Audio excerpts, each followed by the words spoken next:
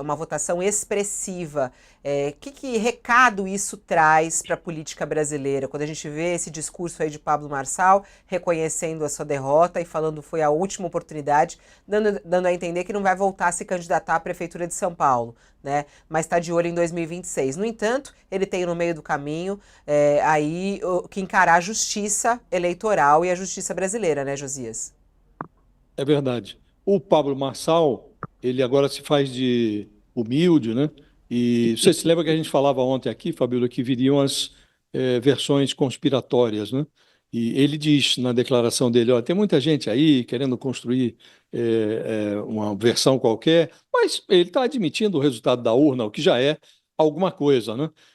A democracia prevaleceu. É muito lamentável que uma pessoa como o Pablo Marçal tenha tido tantos votos, mas a democracia se revelou, assim como aconteceu lá em 2022, quando a maioria do eleitorado sonegou a renovação do mandato do Bolsonaro. Agora também a democracia se revelou um remédio muito poderoso contra a picaretagem, né? E o Pablo Marçal, ele ocupou o espaço político em São Paulo como uma nuvem de gás, né? E à medida que ele se expandiu, ocupando quase a totalidade do ambiente, verificou-se que ele intoxicava todo mundo. Ele envenenou, inclusive, a si mesmo. Esse foi o grande problema do Pablo Marçal. Ele envenenou a si mesmo. E agora, como você realçou, Fabíola, ele vai ter que se entender com a justiça. E ele forneceu muito material para que a justiça impeça esse flagelo que seria a volta da ameaça do Pablo Marçal em 2026.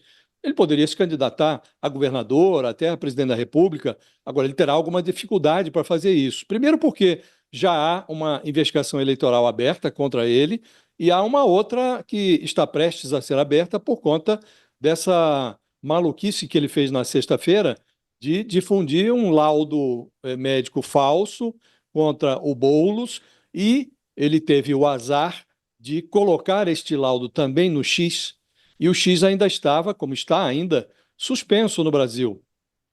Então ele acabou caindo no colo, de graça, do Alexandre de Moraes. E o Alexandre de Moraes abriu lá, incluiu o Pablo Marçal nesse inquérito, e ao incluir, ele fez no seu despacho, o Alexandre de Moraes já deu o norte do que está por vir. Ele disse que a conduta do Pablo Marçal caracteriza abuso de poder econômico, uso indevido dos meios de comunicação, uma grave afronta à legitimidade e à normalidade do pleito eleitoral. Isso pode acarretar palavras do ministro Alexandre de Moraes. A cassação do registro, que agora já não faz mais sentido, porque ele já está fora do processo, do diploma, se ele fosse eleito, também não faz mais sentido, e, disse o ministro Alexandre de Moraes, pode resultar também na inelegibilidade. Aí faz todo o sentido. E ele menciona o caso do deputado Francisquini, que foi cassado por difundir falsidades sobre a urna eletrônica, foi cassado pelo TSE. E o ministro Alexandre de Moraes colocou. Então, ele apresentou as causas que podem resultar na inelegibilidade do Pablo Marçal, apresentou a jurisprudência, quer dizer, já tem um caso de cassação por difundir informação falsa nas redes sociais. Então, ele deu todas as indicações do que está por vir, Fabiola. Então, é muito improvável que o Pablo Marçal possa se candidatar em 2026.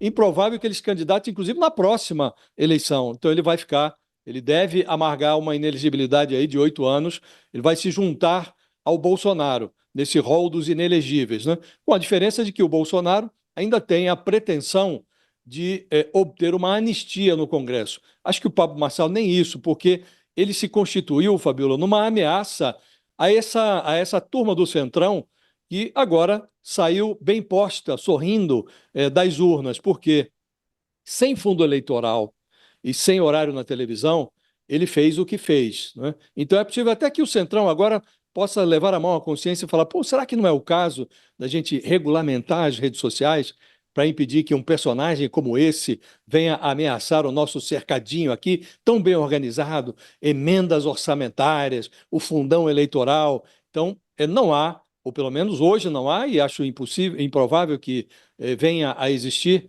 um ambiente favorável a qualquer tipo de coisa que possa parecer uma anistia para uma eventual inelegibilidade do Pablo Marçal no futuro. Então, acho que o Pablo Marçal, ele, como disse no início, o Fabio, ele intoxicou a si mesmo. E é improvável que ele volte a ser candidato tão cedo. E esse controle, esse isolamento, como disse o Kennedy, será feito pela própria justiça eleitoral nesse sentido, né? Tem até muitas pessoas falando aqui, vocês têm que prestar atenção. Tudo que o Marçal falou durante a campanha, tem até o Vilei mandou uma mensagem aqui, ele falou, Marçal prometeu prender o que ele chamava de bananinha, que é o Ricardo Nunes, né? E ele falou assim, e no fim, o que vai acontecer? Virou garoto propaganda. Ele terminou já falando que ele pode apoiar. Então, assim, qual é a credibilidade disso? Isso é o antissistema? É o antissistema que ele vende para a população? É ele de um dia para o outro mudar o discurso e já fazer uma propaganda para Ricardo Nunes? Qual é a leitura que você faz da passagem aí de Pablo Marçal pela disputa em São Paulo? Ele está fora do segundo turno, no entanto, com uma votação expressiva em São Paulo. Thales? Eu acho que há grande risco dele e do Bolsonaro se encontrarem não só na inelegibilidade, como também na prisão, porque o que ele cometeu foi criminoso.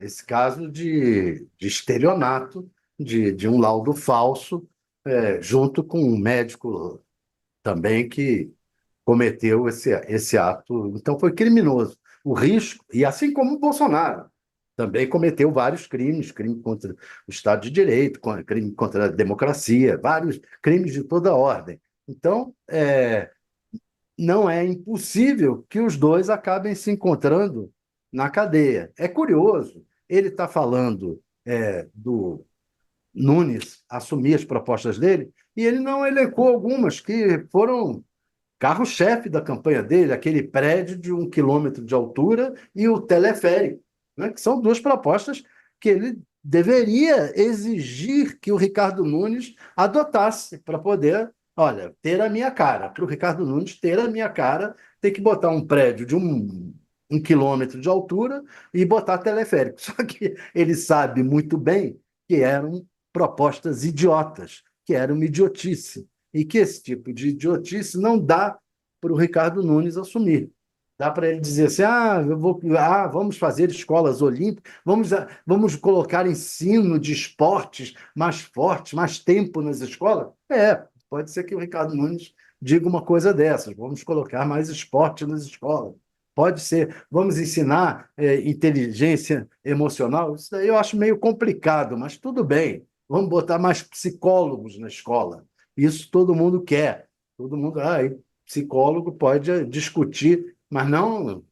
Mas o modelo de país e de mundo que que o, que o Marçal defende é indefensável para qualquer gestor público. Então, não tem condição dele sair daí para um acordo razoável, inteligível, real com qualquer político. Ele realmente, como disse Josias, corre o risco de pegar 8 anos de inelegibilidade. Nesses 8 anos, ele e o Bolsonaro vão poder trocar muitas figurinhas, jogar na cadeia algum joguinho, ter algum joguinho, porque os dois correm sério risco de acabar preso, com o Bolsonaro tendo essa vantagem de talvez, se o Tarcísio conseguir ser eleito presidente, vir a anistiá-lo, vir a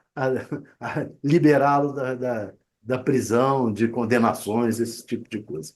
Fora isso, não vejo muitas possibilidades, muito futuro para o Pablo Marçal, não. Teve um papel também de trazer transformações na forma como a campanha é feita, né?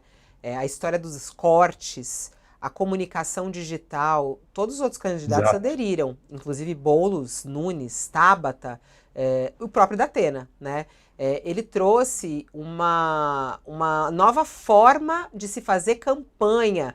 Até porque ele não tinha horário de rádio e TV, não tinha apoio de outros políticos, né, claramente, e aí ele fez o recorte dele. Isso veio para ficar, Kennedy? Essa forma de fazer política que Marçal apresentou no primeiro turno e que sacudiu as eleições pelo Brasil afora, porque ele teve influência também em outras cidades brasileiras, começaram a adotar o método Marçal de fazer campanha. Isso veio para ficar, na sua análise?